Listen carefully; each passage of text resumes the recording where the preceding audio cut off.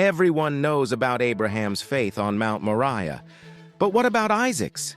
He wasn't a helpless child. He was a young man who chose to lay down on that altar. Today, we're uncovering the untold story of Isaac's passion. When we think about the story on Mount Moriah, we focus on Abraham's obedience.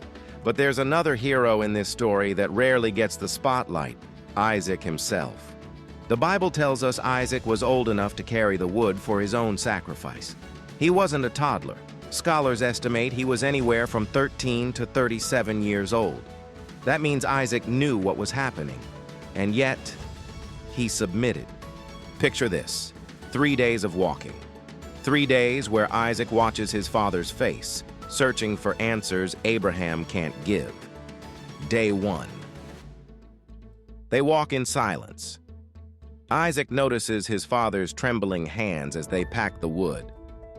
Something is different. Something is wrong. Day 2. Isaac tries to lighten the mood. "Father, remember when you first taught me to build an altar?" Abraham forces a smile, but his eyes are distant. That night, Isaac sees his father weeping under the stars. Day 3. Isaac can't hold it back any longer. His voice cracks as he asks, "Father, we have the fire and the wood, but where is the lamb?" The question hangs in the air. Abraham's voice is barely a whisper. "My son, God will provide the lamb for the burnt offering." But Isaac understands. The way his father said, "My son," the tears in his eyes. Isaac knows now. Provide what? Or provide who? When they reached the mountain, Isaac helped build the altar, stone by stone. He arranged the wood, the same wood he had carried, and then came the moment of truth. Abraham bound Isaac and laid him on the altar. Think about this. Isaac was young and strong. He could have run. He could have fought back. He could have overpowered his elderly father. But he didn't. This is Isaac's passion, his willing submission. Just as Christ would do centuries later, Isaac surrendered his will. He trusted his father's love. He trusted God's plan, even when it looked like death. The Hebrew word used in Genesis 22 for bound is aqad, and it's only used this one time in the entire Old Testament. It means to bind hand and foot. This moment was so significant that Jewish tradition calls this entire event the Akedah, the binding. Not just any binding, but the binding that changed everything. Isaac allowed himself to be bound. This wasn't blind faith. This was active, conscious obedience. Isaac chose to believe that God's purposes were higher than his understanding. And then, just as the knife was raised, God intervened.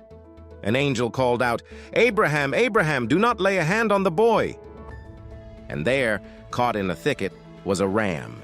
God provided the substitute, just as Abraham had prophesied. But here's what's profound. Isaac experienced resurrection in type. He went up that mountain condemned to die, but came down alive. He walked through his own death and came out on the other side. Isaac's passion points us directly to Jesus. Both were beloved sons. Both carried the wood of their own sacrifice up a mountain. Both submitted willingly. Both were bound.